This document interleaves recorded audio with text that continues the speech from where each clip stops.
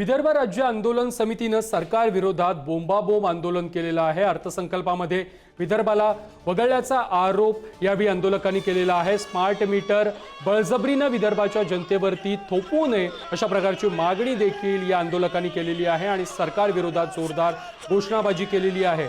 HSRP number प्लेटलाही Vidarbha राज्य आंदोलन समितीने विरोध केलेला आहे।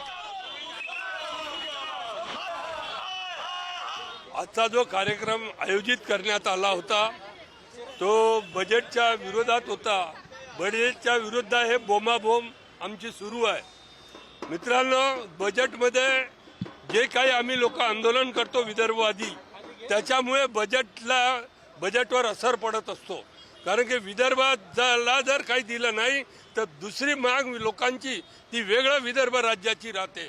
म्हणून त्या मागणीसाठीच्या वेळेसच आज जे काही 2-4 CM झाले इथले ते याच मागणीमुळे झाले विदर्भाच्या।